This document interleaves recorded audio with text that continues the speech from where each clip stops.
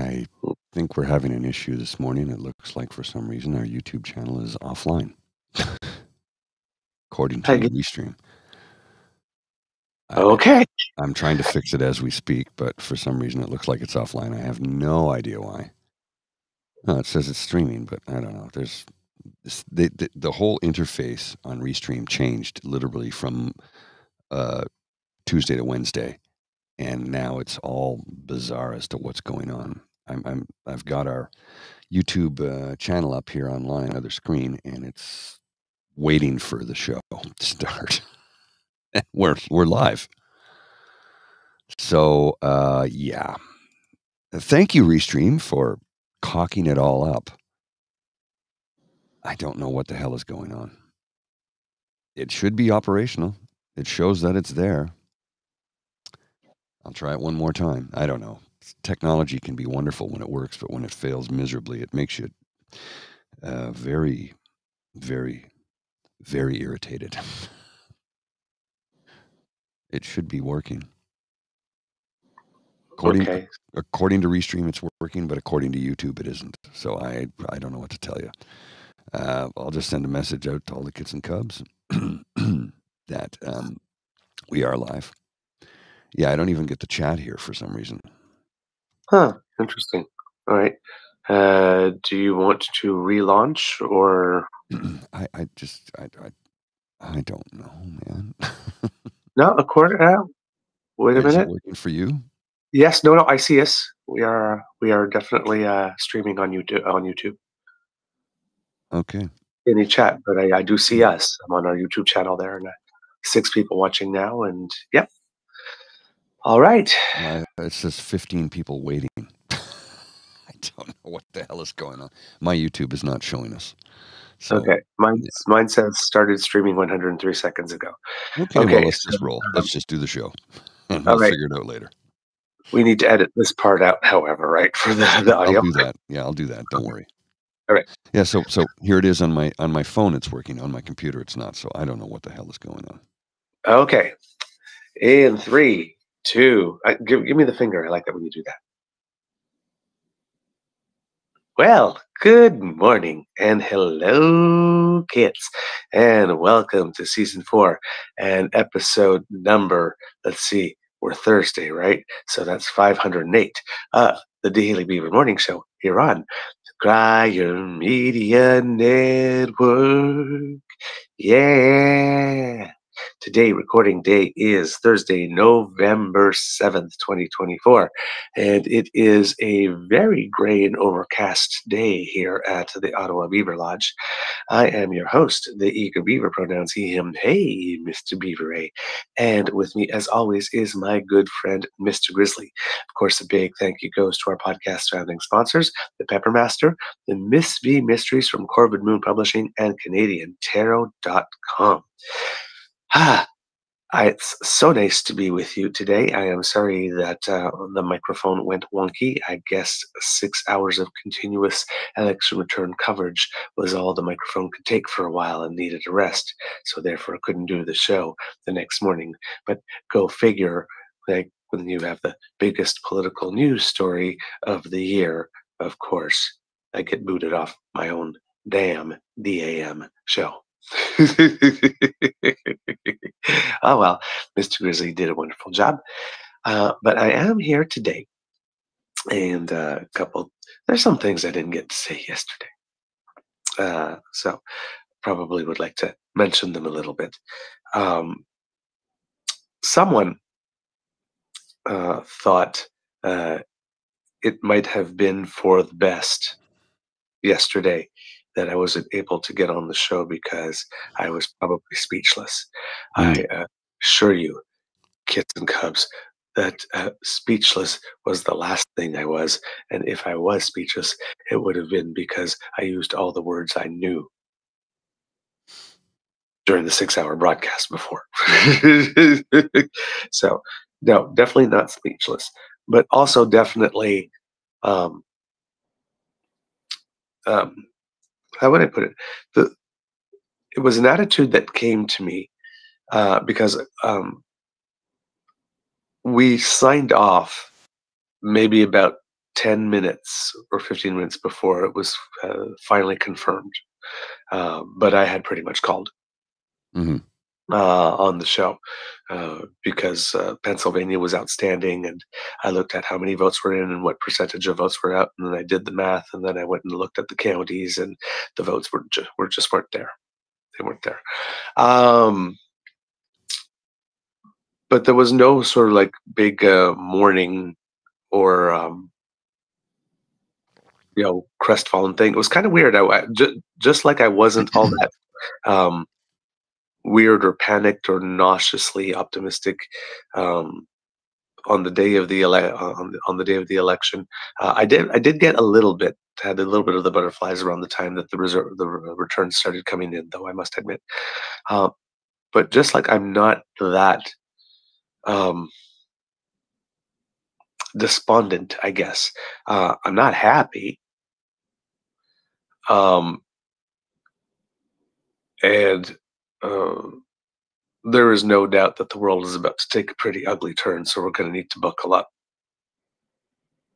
I mean, Yeah, uh, I totally get what you're saying. Sorry, I was just trying to fix some stuff here in the background. I completely understand what you're saying. Like yesterday, I woke up and I'm like, right? What can we do yeah, about it? Eh, uh, yeah. And somebody put it. I think it might have been Whoopi Goldberg. Not sure, but we're still November something. yeah, Stuff. he has Joe Biden's president till January 19th, Yeah, basically. there might be stuff coming. There probably is stuff coming. It's Oh probably yeah. not good stuff, but you know, I'm the type of person that doesn't like to worry or panic until I got something to worry or panic about. And since he's not going to be there in office for that time, I think as the person on TV had said, I'm not giving him that, Hmm. my worry and my concern and whatnot right now.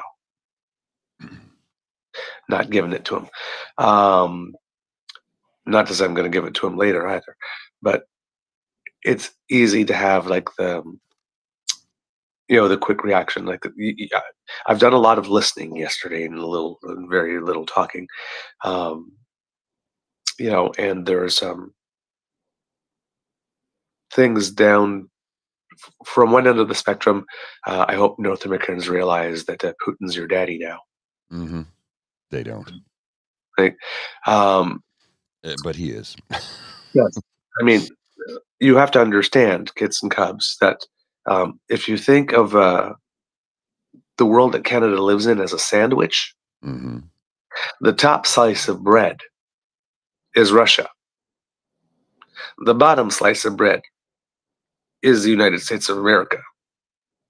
We're the cold cut in the middle Oh yeah. of an authoritarian autocracy sandwich. Um, it's not going to be fun.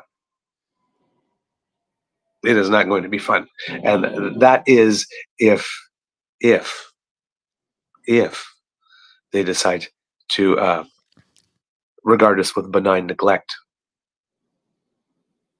Because if they decide we need to be liberated Ukraine style, Yeah. yeah. So you got all these people going online. So yeah, we need to spend money on defense now. We need to. Let's be realistic here. Hmm. Is if we were planning for every single contingency, then all along from the get-go, we would have been planning for the possibility that our best friend may someday not be friendly. We would have started making those investments 70 years ago. Hmm. I'm not sure how much military we're gonna beef up and bulk up between now and January something. Good question. Right. That's not an option. Conversely, um, I was at the curling club yesterday and sat around the table for a couple of matches, and after the matches, sharing the drink, and there was a lot of, oh, thank goodness we live in Canada. Yeah, don't be smug. Don't be smug. This can just as easily happen here. Well, number one, but number two, um, This is going to affect us too. you're not. I don't think you're getting it. Yeah. Yeah, exactly. I don't think you're getting it. Now, put a pin in that one because it will relate to something that I'm going to say later. The other thing is Wait. this result. Did I misunderstand? You don't think I'm personally getting it, No, or no, no, no, your not friend? you. No, Oh, no. okay. The people who are saying that, not you. Right. Okay. I was The people who confused are there saying for a second. Yeah. it. Oh, I get it. Yeah, you get it. I know you get it. Um, Now, the other thing that you're hearing is, oh, well, we've got Trump now, so that guarantees that, or makes it more likely that Trudeau's going to get in again because Trudeau handled Trump the first time and did a pretty damn good job of it, all that kind of stuff. Not necessarily because, well, it's Angus Reid, so take it with a grain of salt. But Angus Reid had some polling out recently saying that Canadians were of the mindset before going into the election that if Trump wins, well, a Poilievre government would be better to deal with Trump. And if Harris wins, then a Trudeau government would be better. And it's like, the only way relationships with the United States get better under Poilievre than with Trudeau, the only way is if Poilievre, as soon as he wins, rushes over to Mar-a-Lago for some belly scritches and never, ever, ever, ever, ever, ever, ever, ever, ever, ever, ever says anything bad about Trump, like the way that Trump never, ever, ever, ever, ever, ever, ever, ever, ever says anything bad about Putin. Well, That's look. about the only way. That's about the only way, which means surrendering.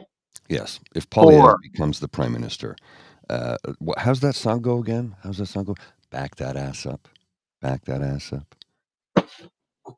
Because you know damn well he'll be bending over and going, sir, right here, right here, right here, just right here. Little twerking for you there. Canada will take it in the ass from Trump if Poilievre becomes prime minister, because he's a maple MAGA and he will give Trump whatever Trump wants, needs, or desires. And again, right? It's like, oh yeah, you're just being anti-conservative. No, no, no, no, no. This is past behavior. Past behavior. FIPA. Mm-hmm. Exactly. Zhu. Mm-hmm. When the U.S. invoked the extradition treaty, what did those blue liberals like John Manley and all the conservatives say? You should have just left her go through when she got to the border. Just send her back now. Just give in to China. Let China impose China law here. What happened with India when the Prime Minister made a statement in the House of Commons? They sided with India. Right? This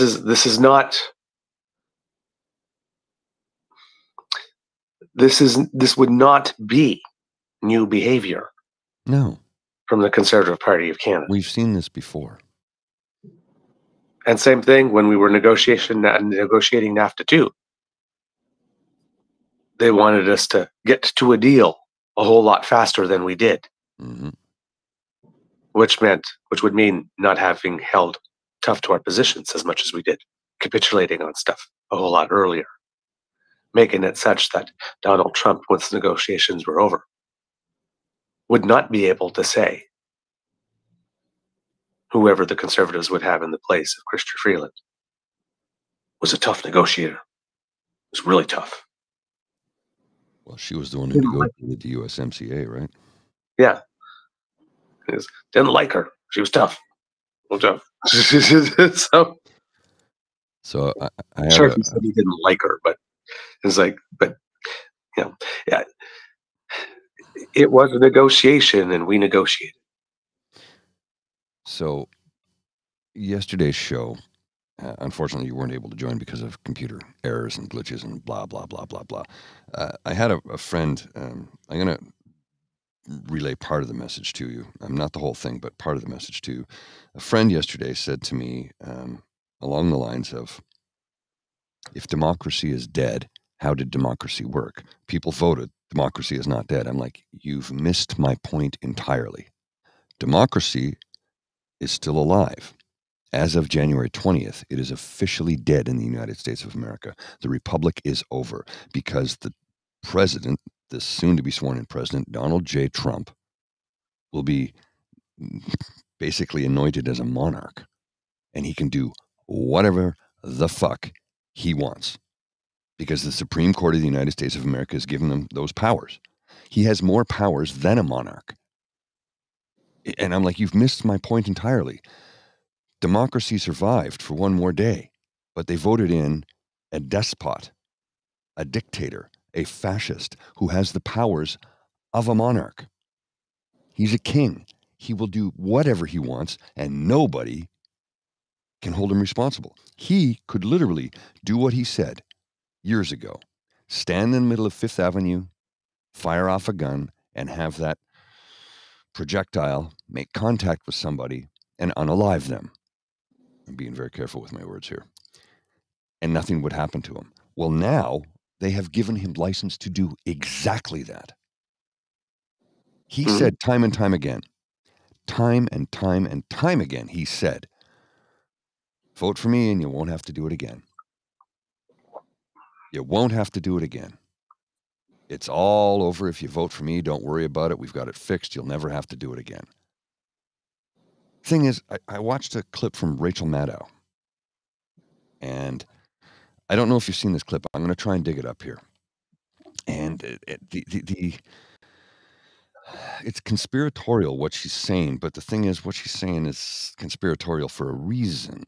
She said before he made that speech of vote for me now and you'll never have to do it again, for about 5 days leading up to that, he said, we have all the votes we need. We don't need any more votes. We have all the votes we need. Yeah. We have all the votes. We have all the votes we need. We don't need any more votes. We've got so many votes. We have all the votes. Multiple times he said that. Yep. So the picture being painted that was the fix in long before the election. Look, I'm not going down that conspiratorial pathway at all. At all.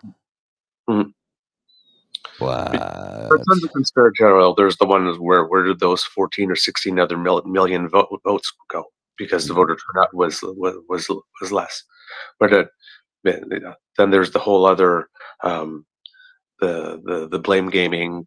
You know, because it was Joe Biden's fault for not leaving soon enough, and vice versa. It was the Democrats' fault for pushing Joe Biden out, because in what world did you actually believe that Americans were going to vote for a black woman, mixed-race woman, over a white man? The only person that defeated Donald Trump was a white man, another old white man.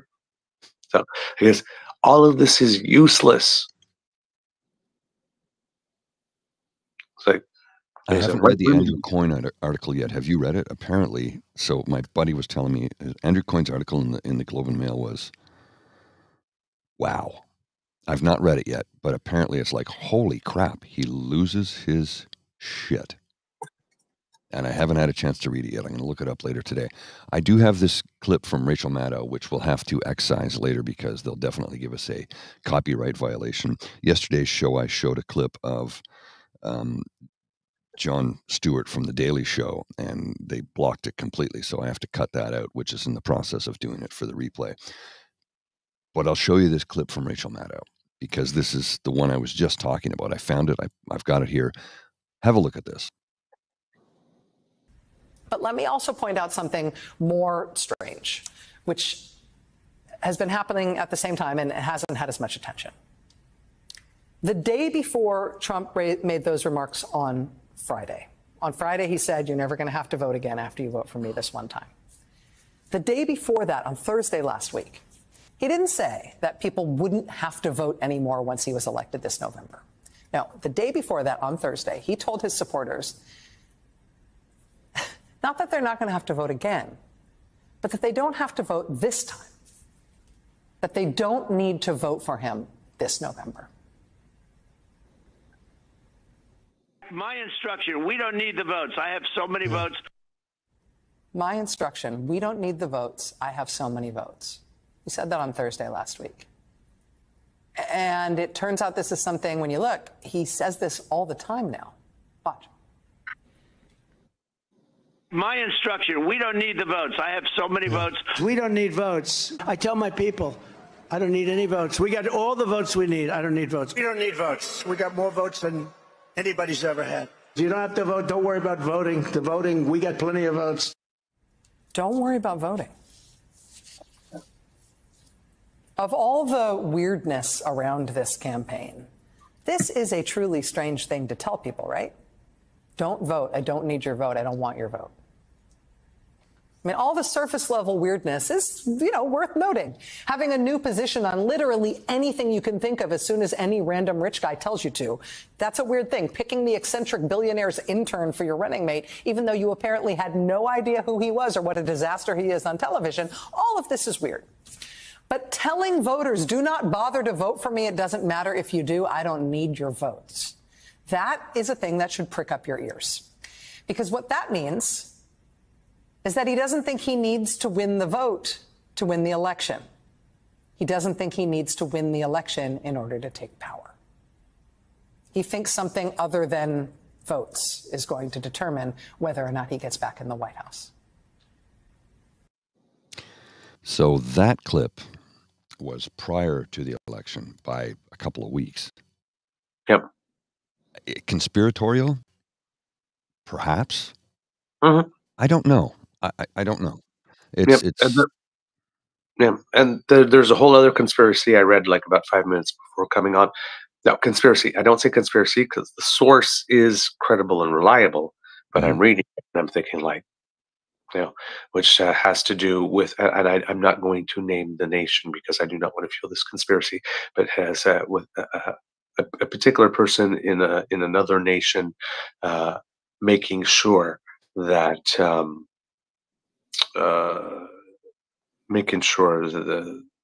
doing some underhanded things to ensure that Trump wins, because they know that Trump will look the other way while they are doing what they do. In a not necessarily related note, when I'm saying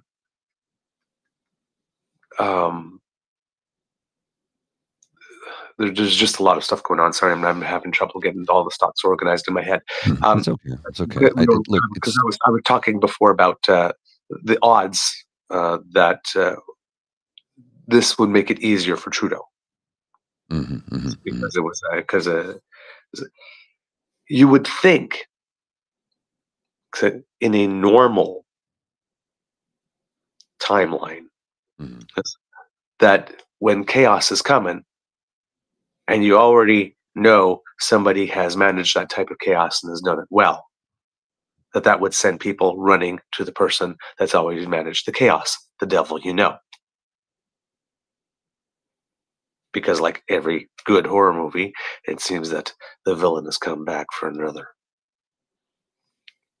scare. Well, so this thing, Dan, I just put on the screen, it says, I'm not a conspiracy guy, but I know for a fact media controls all narratives when it comes to elections across the world. Full stop. It's just a fact. You're not wrong, Dan. You're not. You're not. Yep.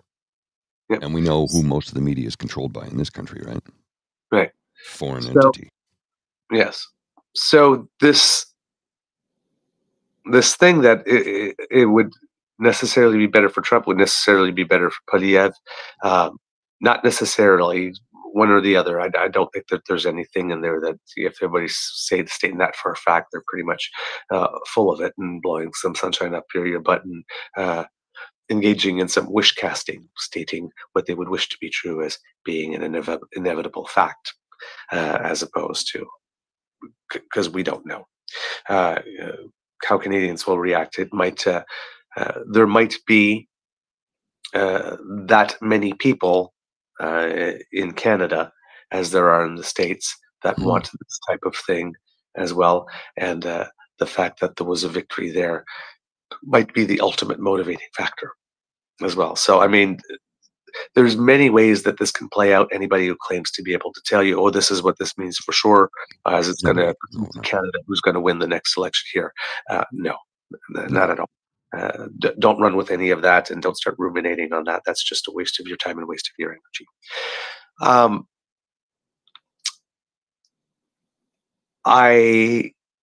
When I say that the world is going to go through some pretty bad things, I pray for Ukraine right now. because he kept on saying that he will be able to end that war before he even takes office, and the only way you can do that is if you're carving up parts of Ukraine. Congratulating. Now Zelensky did all the things that you're supposed to do, wrote the congratulatory message, and on his he had to put some superlative there, some his tremendous victory or impressive victory or whatnot. So because Trump responds to flattery, so they're starting to flatter him. There's one thing I'm worried about, and we saw it with Jeff Bezos, is obeying before being even ordered to. Yeah.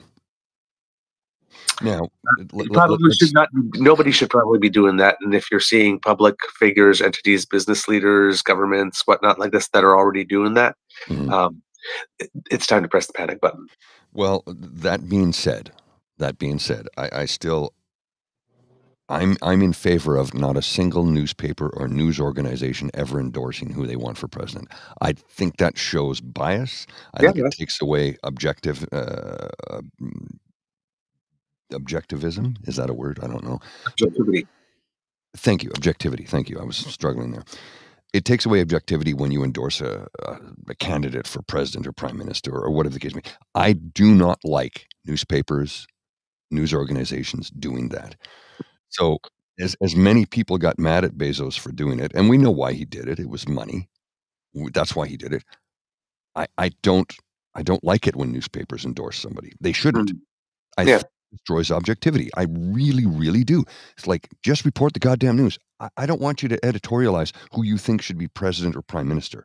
Don't do that. Report the facts. Give us the news. Stop doing anything outside of that. You have an editorial feature in your newspaper that should not be front page. Editorial section. Yeah, I understand that.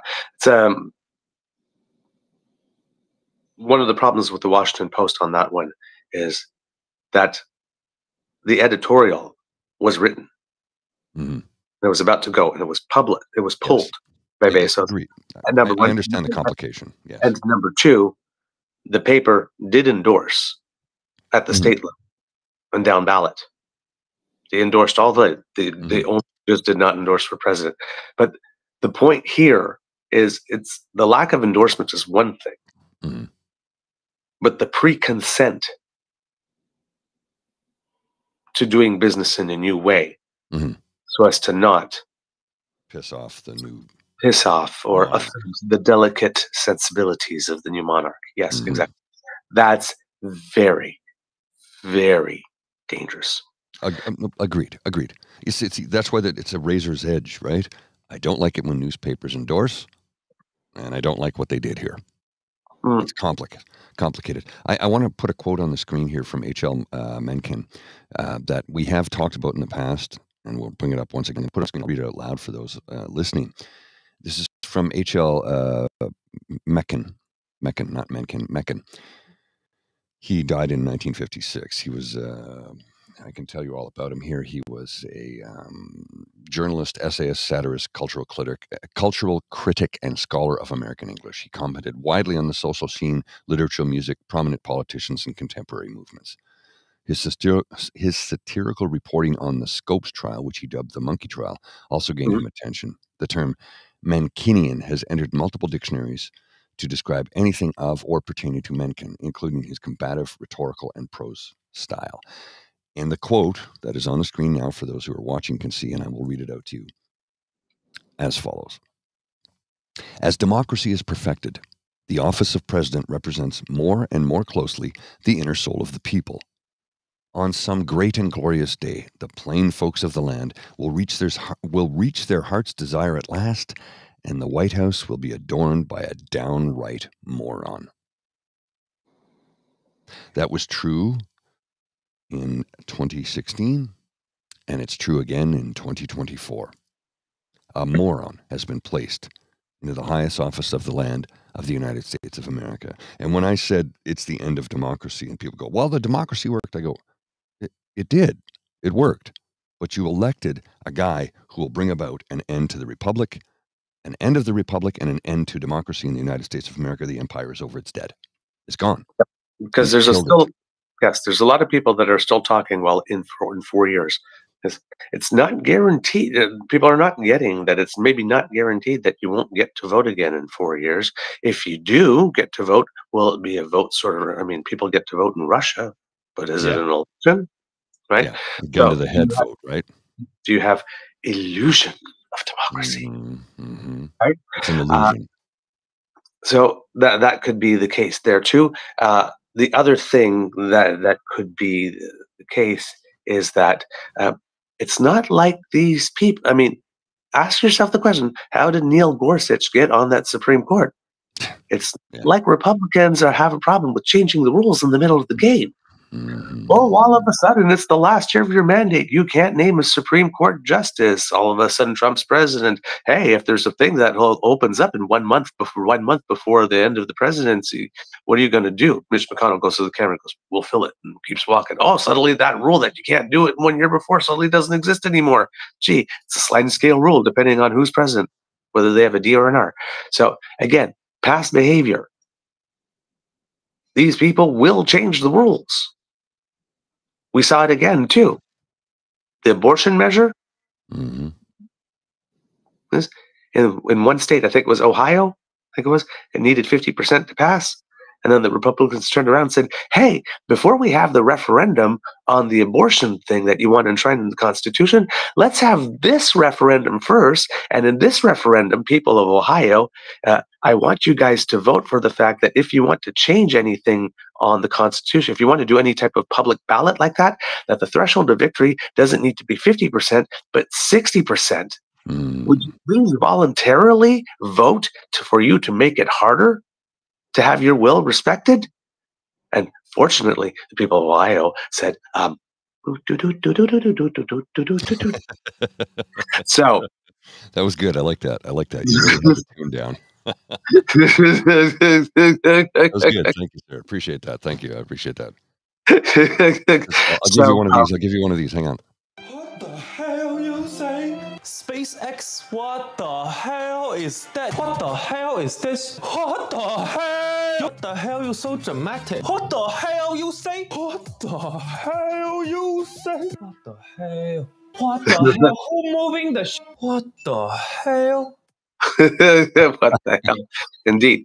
So they like trying to change these rules in the middle of the game. So again, it's that one's right up there with thank God we live in Canada. It says, well, like this will be a tough 4 years, but we'll get through it. No, I don't think you're getting it. I don't think you're getting it. Indeed. We are in a new era. These are different rules completely, because we have no idea what's to come. We know what it is possible. And the way that the table has been set, particularly by the Supreme Court, oh my God, what is possible is absolutely horrendous. But we invite Irrational Times to share this channel with every human being living, breathing, even the ones who are no longer living and breathing. Share this channel with everyone you know. Bring them all in to watch our meltdown after the next election. See, here's the thing. The more you watch us, the more people who subscribe to our channel and the more people who view it, the more money we earn. So please, watch the fuck out of us. Well, no, but here's the interesting thing. Does this look like a meltdown to you? No, this is the thing. Like everybody thought I was going to be freaking out yesterday. And I said, well, congratulations, America. You've elected a despot and you've done what you've done. I had people hitting me up on Twitter yesterday saying, oh, are you having a rough day? And I go, why would I have a rough day? It's 20 degrees in downtown Ottawa. I'm in flip-flops, a t-shirt, and shorts, walking my dog. It's a glorious day. The weather's beautiful. The sun is shining. Oh, are you upset about Trump? No, I'm not. I live in Canada. I'm Canadian. I'm upset for Americans. I'm upset for people who will be harmed by this. But will it harm me, a 6-foot cis-het white man? No. Now, economically, everybody in North America is going to suffer if he enacts all of the shit he says he's going to enact.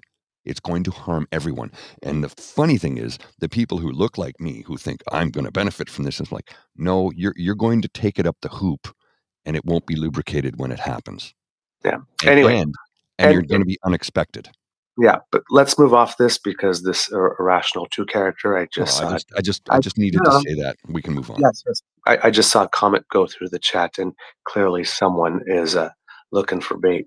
Oh no, but he says this person's gonna share it No, with their no, friends. So thank you. no more. Yes, yes. Do share it with your friends, though. Yeah. Please, please. Absolutely. Because I mean, if you're inviting them to see a meltdown, I mean, they're going to be rather disappointed. It's basically your street cred with your friends that's going to take a drop. So anyway, back to the rational discussion. Good. I like the way you did that, sir. I like the way you did that. Thank you so much. So anyway, yes, yeah. There are certain tweets that come around, kits and cups, hopefully in the chat, that as soon as you see them, they're bait. You just let them swim on by, because those are tweets designed to provoke a reaction, and the last thing you do is give people who want a reaction the reaction they want. But if we can get more people to watch, I'm happy. Oh yeah, absolutely. I guess I mean, if they want to volunteer to help us out, to be better known. So. Hell yes. Yeah. Hey, well, that's why I say hate watch us. Hate watch us. We get paid. Love watch us. Hate watch us. We get paid either way. Doesn't matter. The money's still the same color. Exactly. Right. All right. So moving on. I'm going to fix something here. Okay. So the other thing that we're looking at as well is there's Ukraine in one sense. The other sense is what's going on in the Middle East around Israel. Some things that I've been listening in terms of content is suggesting that Netanyahu would really like to be of assistance in getting Trump that Nobel Prize he has always yearned for. So don't be surprised if there is something that happens in that part of the world at the relatively soon. I don't know if relatively soon means in the next weeks or in the next few months.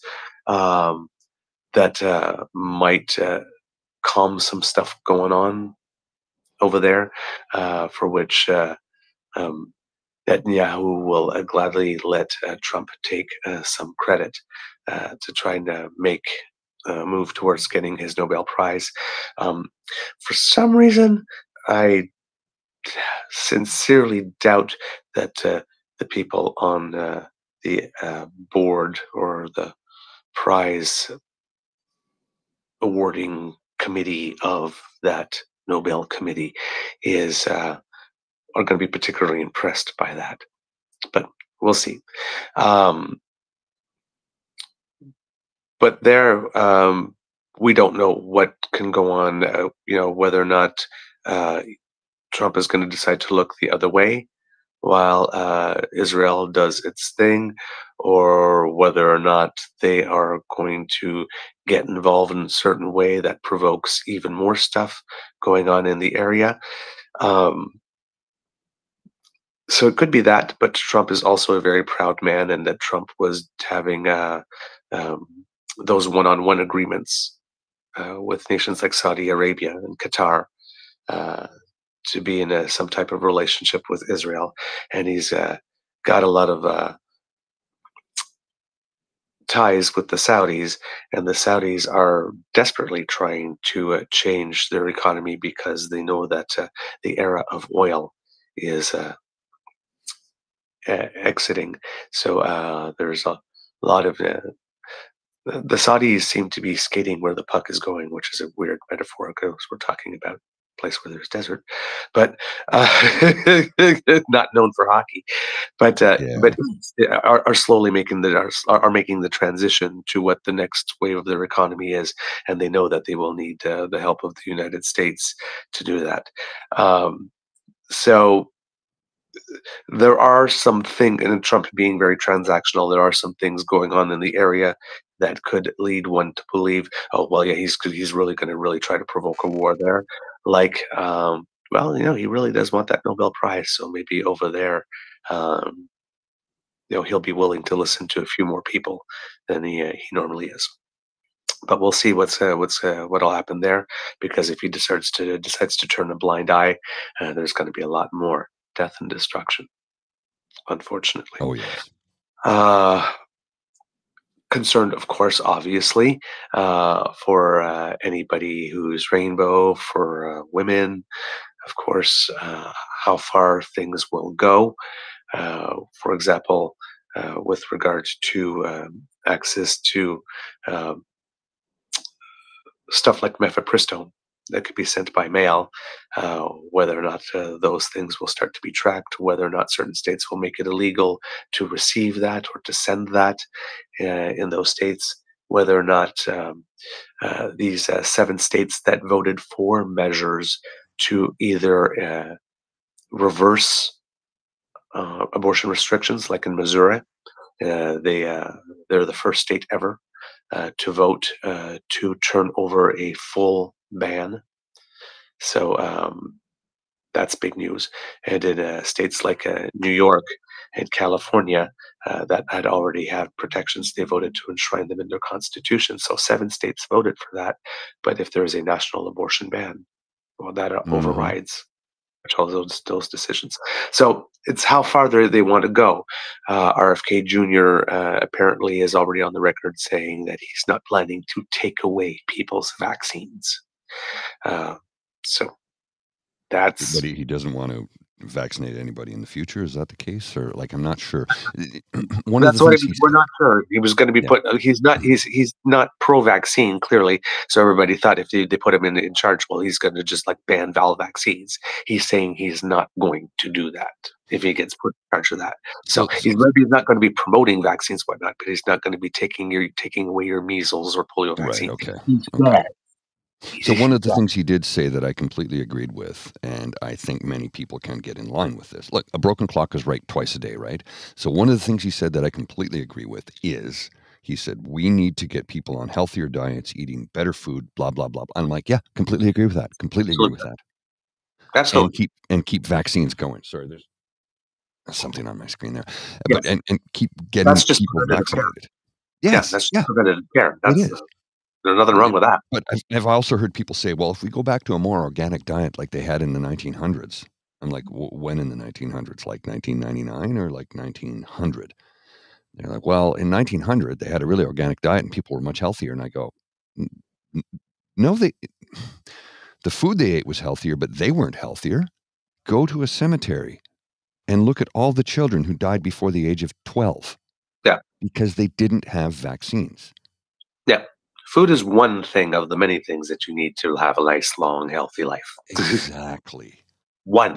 It's one thing in a chain of things that you need to have in your life. Because if you got things like vaccines and good diagnostics and whatnot like this, then that good food goes a real, real long way. Mr.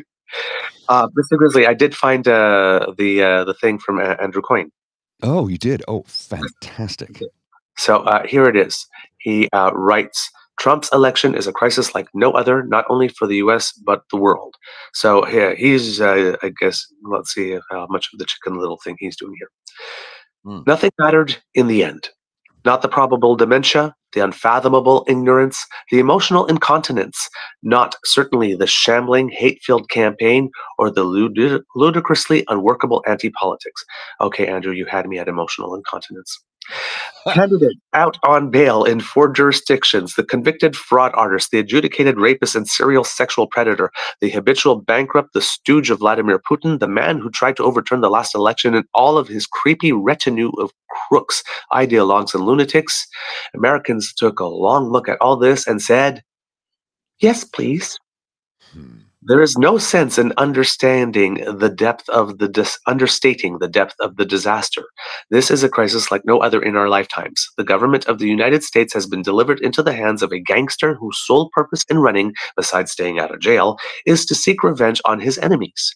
The damage Donald Trump and his nihilist cronies can do to America, but also to its democratic allies and to the peace and security of the world, is incalculable. We are living in the time of Nero. The first 6 months will be a time of maximum peril. NATO must, from this moment, be considered effectively obsolete without the American security guarantee that has always been its bedrock. We may see new incursions by Russia into Europe. The poor Ukrainians are probably done for, but now it's the Baltics and the Poles who must worry, before the Europeans have time to organize an alternative. China may also accelerate its Taiwanese ambitions. At home, Mr. Trump will be moving swiftly to consolidate his power. Some of this will be institutional, the replacement of tens of thousands of career civil servants with Trumpian loyalists, but some of it will be atmospheric. At some point, someone, a company whose chief executive has displeased him, a media critic who has gotten under his skin, will find themselves the subject of unwanted attention from the Trump administration. It might not be so crude as a police arrest. It might just be a little regulatory matter, tax audit, something like that. They will seek the protection of the courts and find it's not there. They will seek the protection of the courts and find it is not there. The judges are also Trump loyalists, perhaps, or too scared to confront him, or they might issue a ruling and find it has no effect, that the administration has called the basic bluff of liberal democracy, the idea that, in the crunch, people in power agree to be bound by the law and by its instruments, the courts, the same as everyone else. Then everyone will take their cue. Executives will line up to court him. Media organizations, the large ones anyway, will find reasons to be cheerful.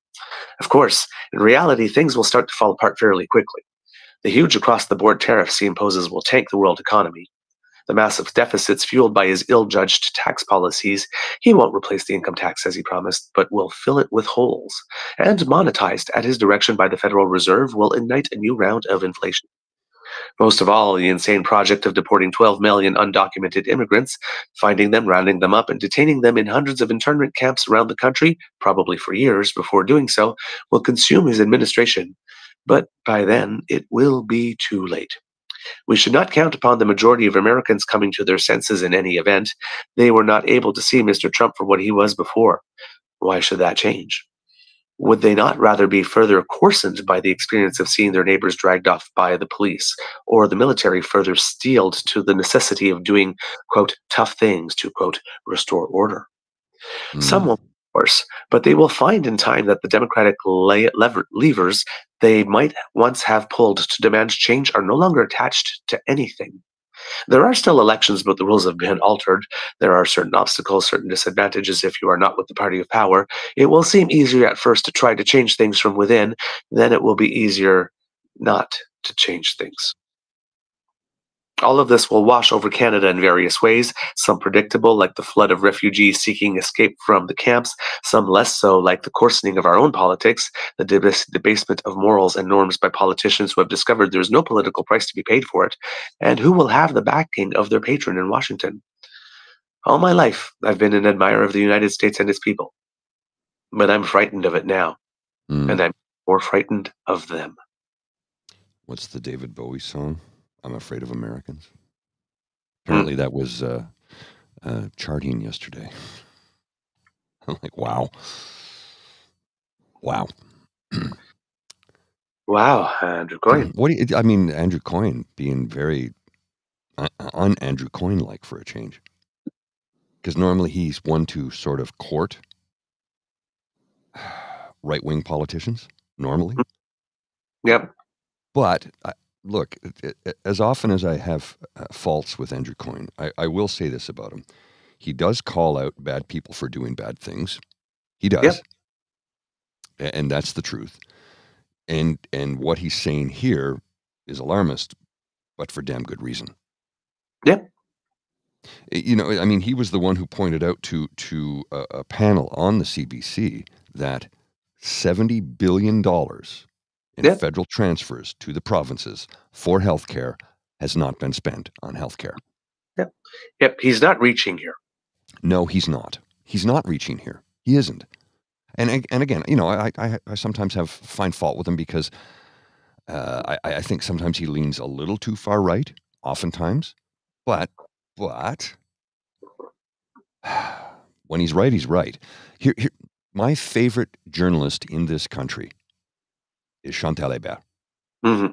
I don't see eye to eye with her 100% of the time, but 100% of the time, she's right. Mm-hmm. Even when I don't see eye to eye with her, I go, well, she's right. And that's the thing. I don't have to see eye to eye with her to agree with the fact that she's right when she's right. And Coyne is right on this one. Yes, Tim. I think Tim's hit the nail on the head. Coyne is like halfway between a Mulrooney conservative and a Pierre Poilievre conservative. Yep. Yes, I agree with you. I agree with you. I think Yep. that's Tim. Thank you. That hits the nail on the head. Again, I don't dislike Andrew Coyne. I have my moments where I'm like, oh man, what the hell? What, like, oh man, What the hell, you? you know, but when he's right, he's damn right. And this is that case. This is that case. He is damn right. Yep.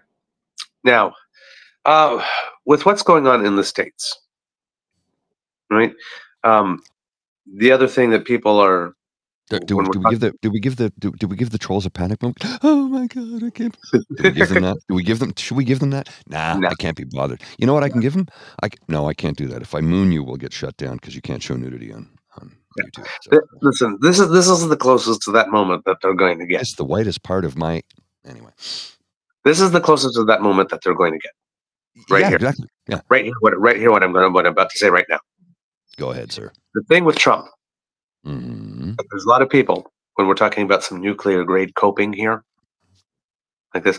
Oh, creator, let it be so that he's as incompetent right now as he is, especially in the first 2 years, and then we'll get to midterms, and he won't be able to execute all the things that he wants to and all that kind of stuff. Okay. They keep on saying America should be run like a business. No. They got their businessman. He had one term. Term one, businessmen, especially the high-powered ones, love hostile corporate takeovers. Oh, yes. Term one was a hostile corporate takeover of the Republican Party, of the Supreme Court, and ergo the Constitution. Term two is a hostile corporate takeover of the entire machinery of government. Mm-hmm. Right? He's not alone this time. He's not alone this time. Mm-hmm. The last time, the Federalist Society wrote everything down that he needed to do to make sure that he got the 3 judges that he needed in order to overturn Roe. This time, it's the group of people that wrote the Project 2025 document. What was it? Who was it? Matt Walsh? I think Yeah. it was a Now, piece. Whether he they said yesterday, maybe it's time we invoke. No, what did he say? I'm trying to get the verbiage correct here. I think it was along the lines of maybe it's time we admit that Project 2025 was real because they denied it for so long, right? Yes, exactly. So the thing is that whether it is real, whether it isn't real, right? People who like him, not the people who denounced him, so the people that are going to return, they got together and they wrote this thing. And Trump's one man, and he gets bored real easily. Mm-hmm. So all he needs to do is put the person in the position, and then if the person wants that done, they'll do that, and Trump will probably be okay with pretty much anything, unless it comes back somehow to bite him, and then he'll turn on the person who did that. That's what he does, right? Oh, yes. So that's the part that makes me say, with this victory, also starts the countdown to the moment where Donald Trump realizes that the useful idiot has served his purpose and he is no longer needed anymore because the machinery of government has been infiltrated. And you can pretty much be sure that the old fuckers on the Supreme Court, the Alitos and the Thomases, are going to be really, really happy to retire and will be replaced with 30 to 40-year-olds. People in the 30s or 50s. Or cabinets. So this, when people are saying, in 4 years we'll get to vote again, this is a 40, 50-year change. Yes, it is. It's a 40 to 50-year change. Well, and he said you won't have to vote again. Does that mean, he's going to invoke his powers granted to him by the Supreme Court of the United States of America and say, no, I'm a monarch. I can do whatever I want. The question standing right now that I talked about yesterday was, does he get sworn in from a jail cell? Oh, he won't be sentenced. You think, yeah, right, he probably won't. I mean, the judge Even would though be at the state level, he can't pardon himself at the state. But yeah, even but those won't happen because they'll turn around because he's president right now. He can't be bothered. Those, if anything, they would be suspended until he's not president anymore. And what do you think the odds are going to happen? Like that's he the only won't way. live long enough. The only way he's not going to be president anymore is if he dies in office. Yeah, he won't live long enough to see the inside of a jail cell. Or, like I said, or the internal workings of the Republican Party machinery decide that, okay, it's time to pull the lever on the trapdoor under your feet, Donnie. Bye-bye. Well, and so there's a lot of questions that we need to ask right now. Will he make it to January 20th? Will he see the inside of a jail cell? If he gets sworn in from a jail cell, will he be able to pardon himself? Well, no, he can't because it's a state prosecution, number one. Number two, that's when he writes an executive order, says, I have carte blanche to pardon anybody I see in the United States of America, period, which means he takes away state rights, which will then create, what was it so many people like to talk about in the 1800s that took place when Lincoln was president? State rights is why they had a civil war, wasn't that? That's their excuse? Yeah. It was more about how they wanted to own people, but they said it was state rights. So if he writes an executive order that takes away state rights to prosecute a president and put him in prison for something he did in the state of New York, do you see where I'm going with all of this? Yeah. Listen, here's the thing. With his sentencing, maybe that judge will sentence. But here's the other thing too.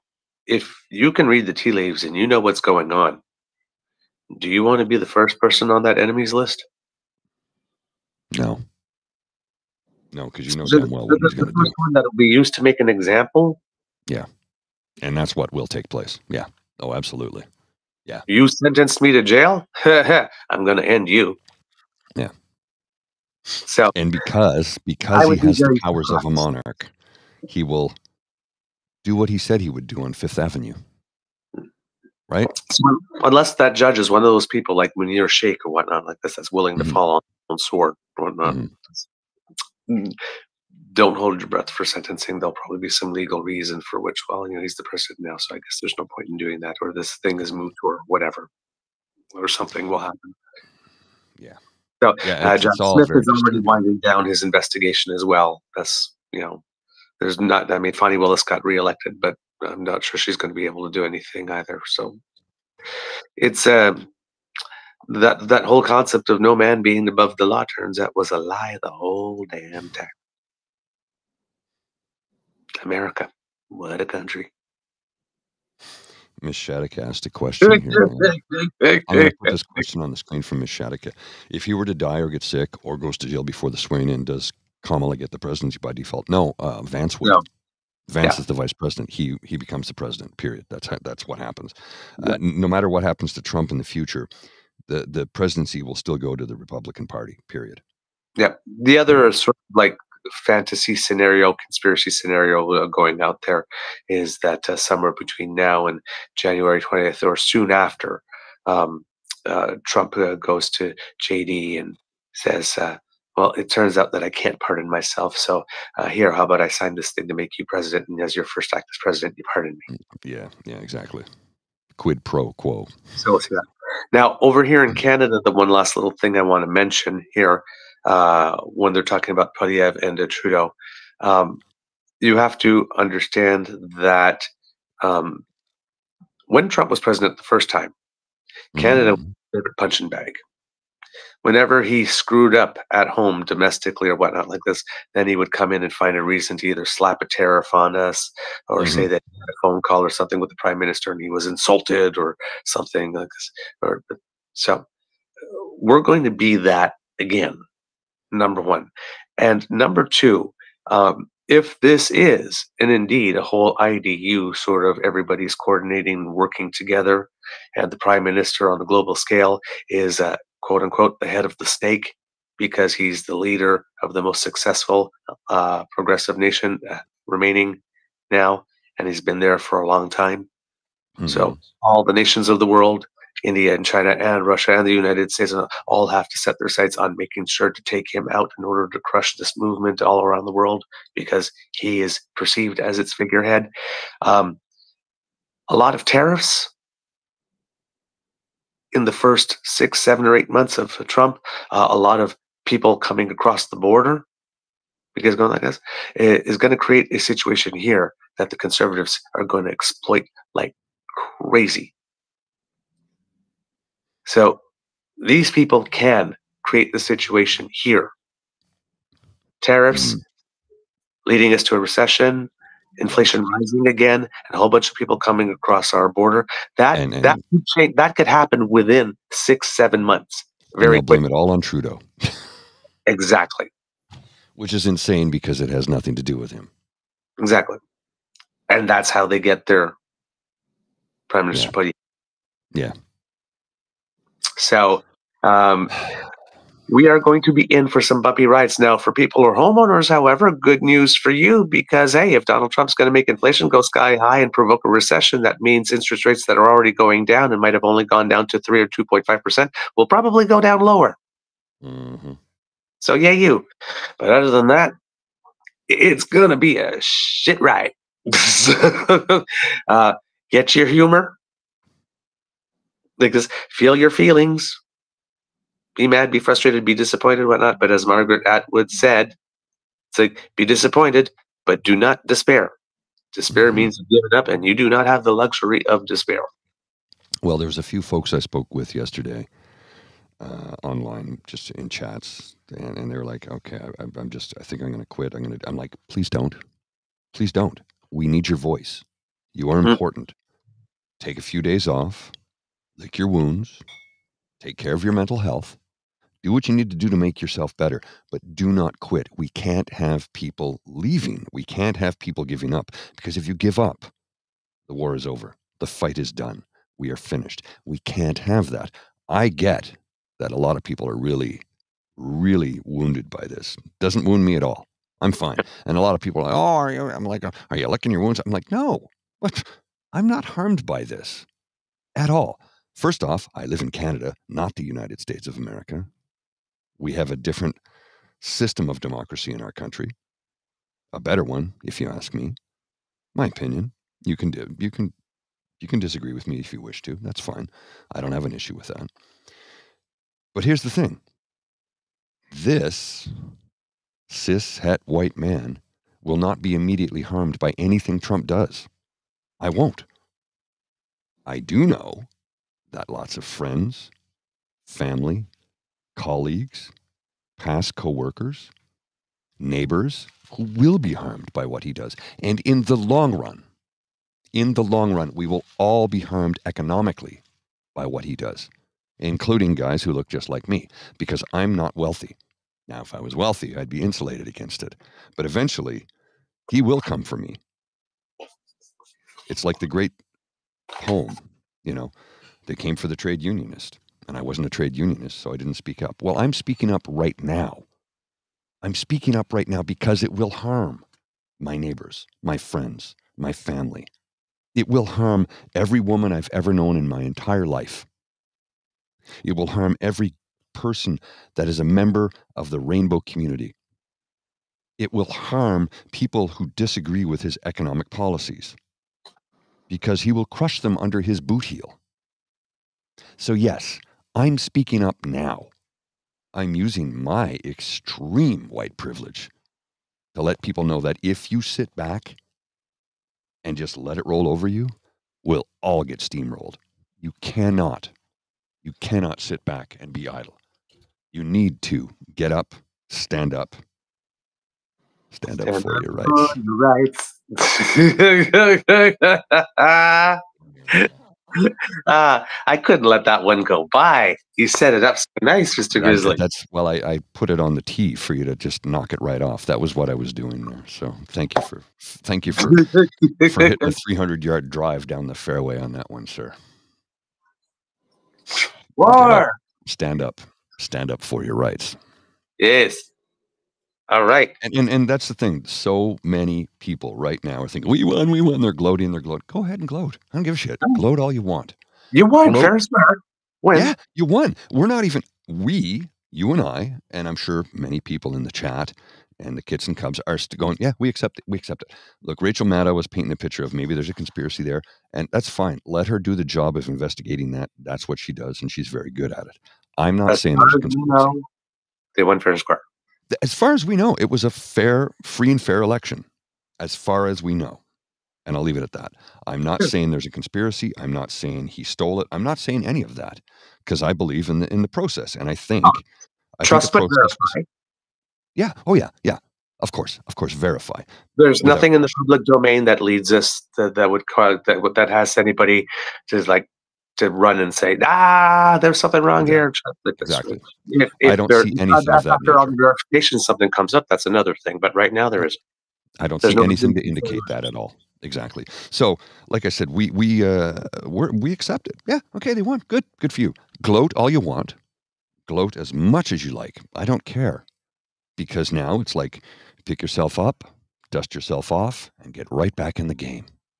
Fight for your rights. Fight for true democracy. Fight for your friends, your neighbors. Put your blue jacket on, get into the streets, and scream in bad people's faces. Let them know that this will not stand. Let them know that your rights were fought for. People died and bled for your rights, and you're not going to give them up. Not 1 millimeter. Milliliter is a liquid measurement. Millimeter. Not 1 millimeter. Or for my American friends, not 1 inch. Don't give up an inch of your rights. Fight, fight, fight. Isn't that what Trump said after his assassination attempt, when he got nipped in the ear by a bullet, which has no scar and his ear looks intact? Anyway, fight, fight, fight. So get up, dust yourself off, take a day or two, take a breath, get back in the ring, and punch well above your weight. Yep, indeed. Kit Cassie had a great comment that passed by earlier, which unfortunately I can no longer see, because I wanted to say something about it, but I did see it was something about Democrats, and I missed it, unfortunately. All right. I think that's pretty much all there is to say about it at the moment. There was, like I said, there was a couple of good moments. The first ever transgender person to be elected to Congress was elected, so that was kind of interesting. And like I said, in 7 states, abortion, the rights to that was more protected. So there's that. There are certain things in Wisconsin. They no longer have gerrymandered districts, which led to 10 seats in the House of Representatives of the state House Representatives being flipped to the Democrats, and there's still 4 more to be decided. But it could be such that the House is as close as a 50-48 now, as opposed to something like 64-34, like it was before. With these types of things, so there are little things of good that happened here and there through all of that, but it's bad. Indeed, it's just bad, and how bad it is just depends on how much the people that now have the power, who will have the power starting in January, are willing to curtail themselves. Also depends on whether or not the House does flip. Right now, I would say it probably does. It does not flip. It probably remains in Republican hands. But if it does, there is some check. But if it doesn't, it's literally at least 2 years of unchecked power until midterms. So it's going to be an FYI, sir. Just want to give you an FYI. I've put our YouTube stream onto my personal Blue Sky channel. We'll set up a Blue Sky channel for True North as well later on, just because we don't know what the future of Twitter is. Yep. So let's get all our bases covered, and a lot of people are migrating to Blue Sky. So we'll, right now I've linked the YouTube channel, but we will set up a Blue Sky for True North and be able to broadcast there as well. Yep. And I'll be setting up a personal account there as well, just in case as well. So Kits and Cubs that follow me personally. But yeah, I've been thinking about it like for several years, but I guess this is probably a time. Not to say that I would be abandoning Twitter, No. but No. It's just like get the message out to more places, and Twitter has become a hate fest, as you well know, because the yeah, algorithm is skewed to whatever Elon wants it to be. yeah, I exactly. saw somebody spell his name the other day. They put a lowercase f in front of Elon, so lowercase f, capital E, Lon, felon, felon, because he was there illegally in the United States of America. Anyway, yeah, I thought that was pretty funny myself. So, I thought it was hilarious. Some dark humor. Have a laugh, spend some time with some family, and all that kind of stuff. But yes, we do need Canada to get prepared to be living in a world where, in which the nation that was once our best friend is at best an unreliable partner who doesn't think of us very much at all, and at worst, a rival who very much wants us to live according to the way they think that we should live within the borders of our own nation. And we don't know what we have yet. So, but, and we're alone. The way North America is divided, I mean, in one way it's been an advantage. We've had two oceans and it protects us from a lot of stuff around the world. But if our largest protector, ally, best friend, and trading partner suddenly goes rogue, there's nobody here to protect it at all. I am, yesterday, are you upset about this? You know what I'm upset about? What could very well and most likely happen to Ukraine under a Trump presidency, because we all know whose teat he's suckled at for decades. Yeah. And we all know how much he admires and loves despotic leaders like Orban and Erdogan and what's his name in North Korea, and Putin, his master, his puppet master, Vladimir Putin. And Xi and Erdogan and the guy in Belarus, and he likes them all. He loves despots. He loves them. He loves them. You remember, he said he wants his generals to be like Hitler's generals. Hitler's generals tried to murder him several times, right?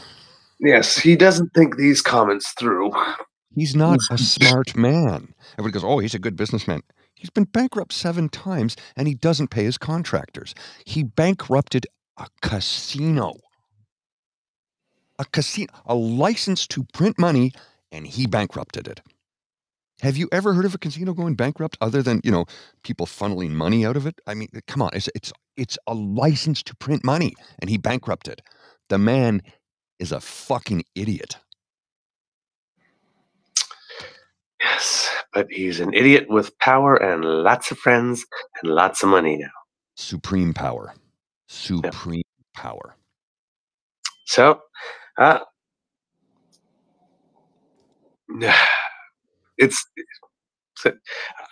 don't know what to say. I can't make it sound better than it is. It's not going to be fun, and it's going to be very tough. The thing that's going to be toughest is going to be if assuming things don't get violent and there isn't any violent intentions towards us, but assuming that, I guess the thing that's going to be toughest is going to be the constant unpredictability and destabilization. He loves to destabilize. He loves to keep people on their toes, have people on the defensive, worried that he's crazy, what he's going to do next. It's going to be that constant, but it's going to be way more amplified than we saw in term 1. It's going to be way more amplified. So for those of us who like predictability, stability, constancy, quiet, we can't have these nice things anymore. So it's going to be a world that is going to be louder, angrier, more confrontational, where you're going to have to defend your personal space a lot more, where you're going to have to assert boundaries and be way more assertive, or else you're going to get run over. So we're going to have to make adjustments as individuals and as societies, because it's not going to be easy in any way, shape, or form. And hopefully, this will be short. But I said, if we're being really real, the way that the table is set, this is the new normal for the next 40 to 50 years. I'm afraid so. And here's the thing that our friend Mike Gibbs pointed out. He said 30 years ago, he was visiting family in the UK. And his grandparents, aunts and uncles, the elderly, who'd gone through World War II, had said, it's going to happen again. It's going to happen again. You're going to get a despotic fascist who will rise to power through populism, who will do what Hitler did. And he's like, really? And they said, yes, because you have to understand, those of us who lived through it the first time will no longer be here in 30 to 40 years. And he will rise up again. They didn't say who it would be. They had no idea, but they said they predicted this over 30 years ago, that this would happen.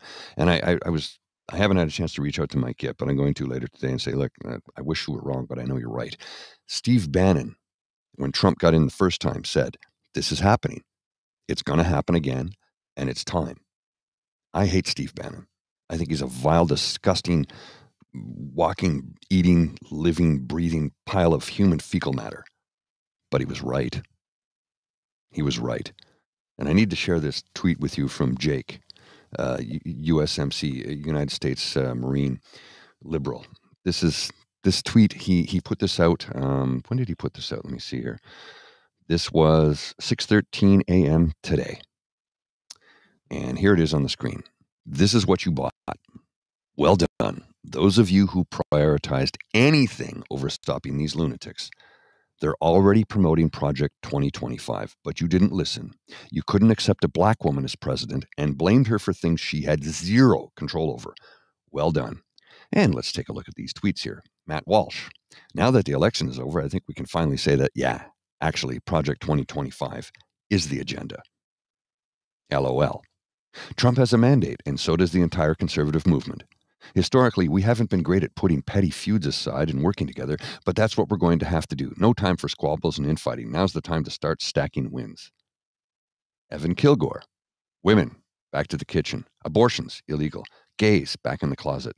Interracial marriage, banned. Illegals, pack your bag. Trannies, back to the asylums. Jesus, back in our schools. We are so back. Yep. Yep. It's what it is. It's what it is. All right. Mr. Grizzly, do we have a show? We do indeed, sir. All right, kids and cubs. That's the end of this episode of the Daily Beaver Morning Show. We hope that you love listening to us because we love making this for you. Remember that sharing is caring and word of mouth is priceless. So please tell your peeps and poops all about us. We love it when you do that. Now, if you don't want to miss an episode, you don't have to. Thanks to the Ray Girl, because she is fabulous, all kinds of fierce, and she shows it and proves it by sponsoring our pod page. Podpage.com/TheTrueNorthEagerBeaver, lowercase letters with a hyphen between each one of those words. And when you go to there and click subscribe, well, boom, when we have something fresh off the bandwidth, it comes directly to you. You can also get there by scanning that QR code that just appeared under my chin. Thank you so much for doing that.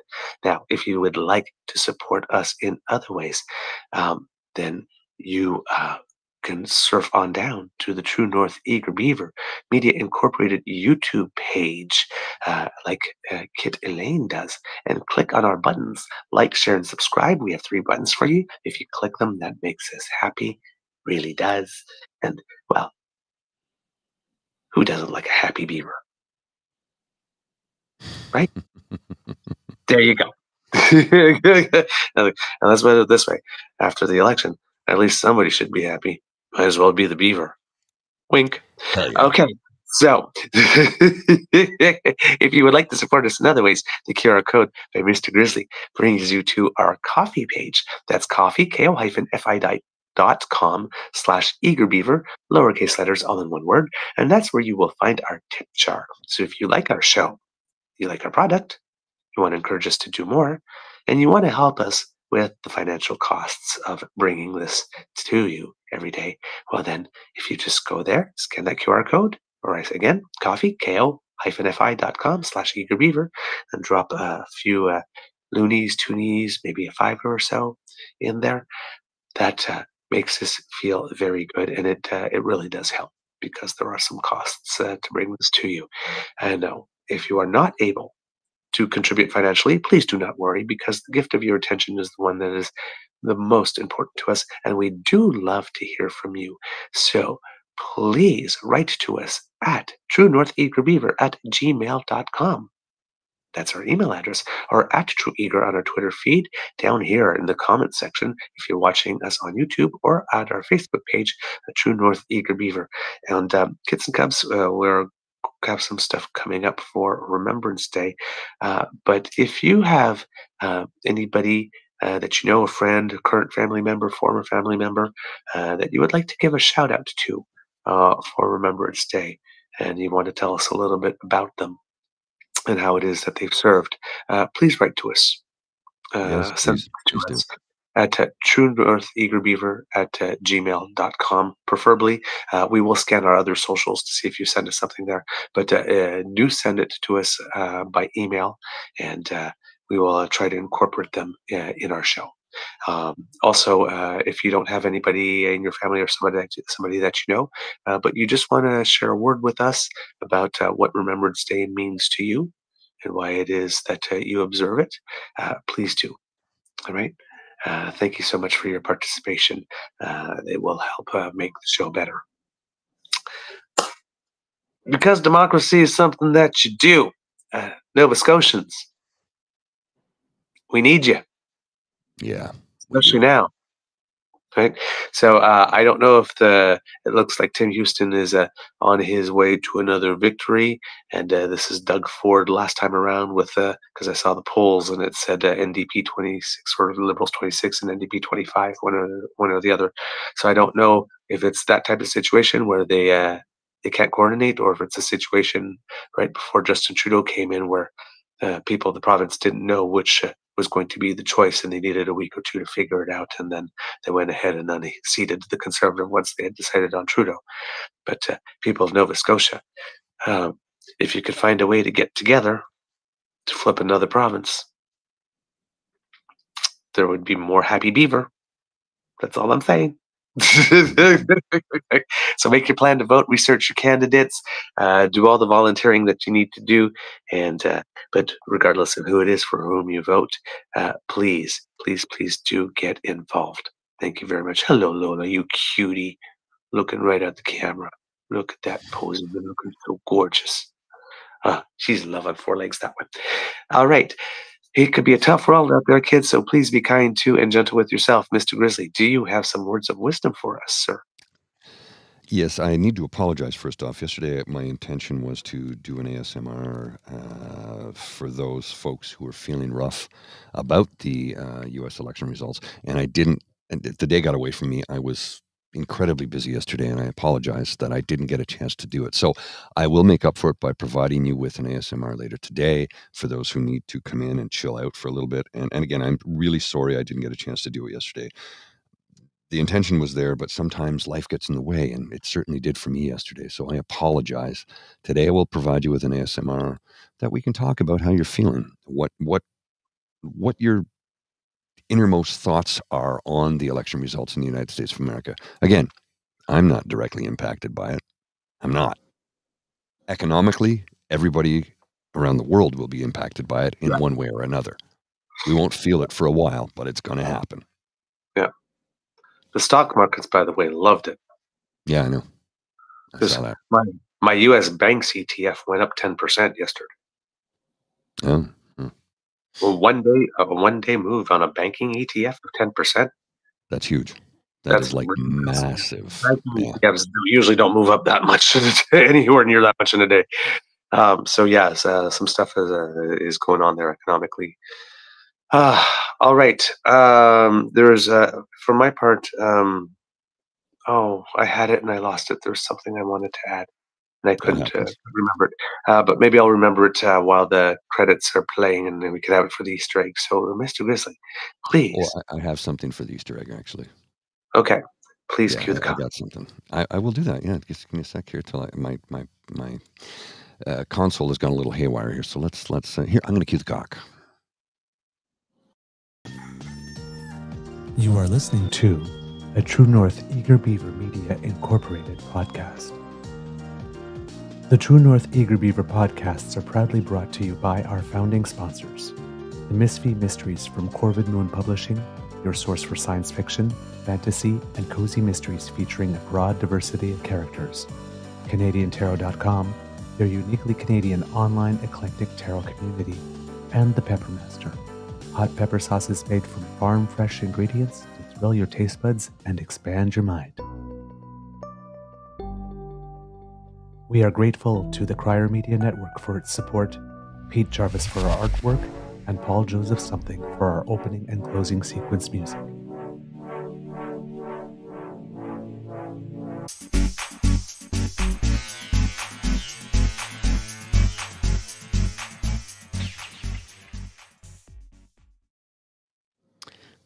I had to get Lola in full frame there because she's just so damn adorable. Look at that little girl. Oh my God.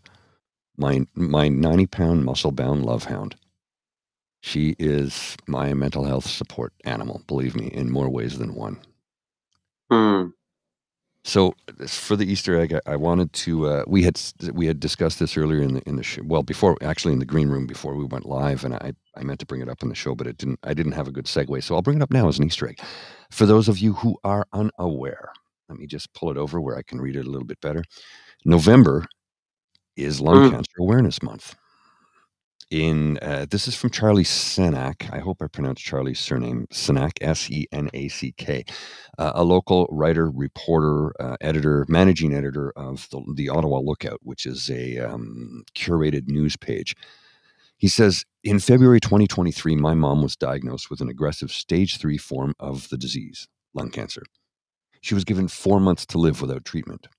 The answer to whether or not to get treatment was an easy one to make. What followed was 30 rounds of radiation and 9 rounds of chemo. That summer, we got the all clear that she was cancer-free. But complications followed.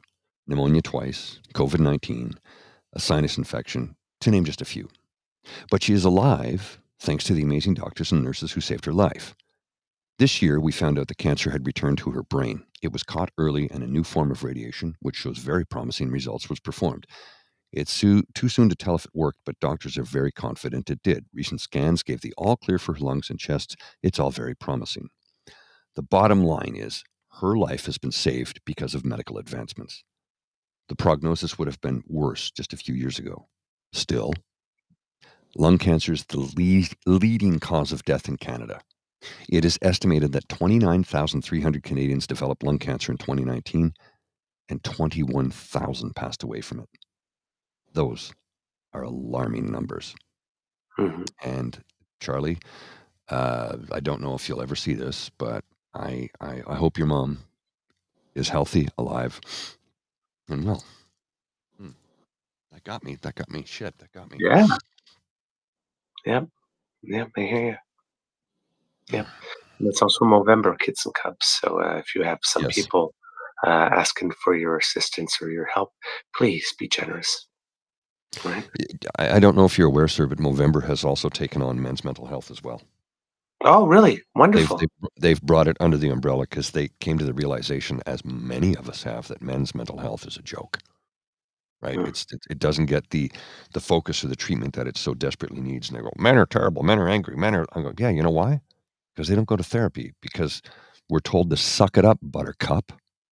Right. Take your licks and move on. Well, guess what? Walk it off. You can't do that. Yeah. You can't do that. That's why we started the mental health walk, which we will be promoting throughout the year. Yep. It will take place the Saturday before Father's Day. We'll do it again. I think we'll do the same route, actually. 5K around the core, because it's a nice route. We can get people to contribute and join and raise awareness. Yeah. Guys, you got to talk about it, man. You got to talk about your feelings. You got to talk about when you're hurting, you have to talk about it. I would rather you cry.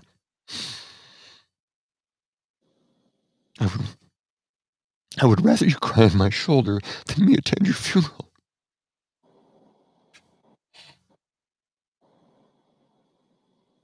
Cry on my shoulder. I don't want to go to your funeral. Sorry. I gotta go. There's some stuff going on there. All right. Before we go, you know what? I'll ask you this offline. I was going to ask about PubCat, but we'll talk about it offline. Kit Frankie, congratulations on the new job. I knew it was going to happen for you. So well done, my friend. And just for the kits, we're not going anywhere. No, we're not. So whatever the results are, nationally and other nations and that type of stuff, we're not going anywhere. I guess we'll still be here, coming to you every day to give you our take on Canadian politics and culture, primarily. With a little look at elsewhere in the world from time to time. Yeah, we're not going anywhere. We're not pre-consenting or anything like that. So this daily rendezvous that we have remains. Might be a little oasis of sanity in a sea of seemingly crazy. But we are, if you are an American watcher, we are your emotional support Canadians. If you are Canadian watchers, well, right, we all live in the same country, right? But it's the best damn famine all podcasting for a reason, right? We need all of you. We need all of you. So I'm not you keep going showing in. up. Yeah. If you keep showing up, we'll keep showing up. Mr. Grizzly, fuck, I love you. I love you too, brother. I'll see you. All right. Have a great day.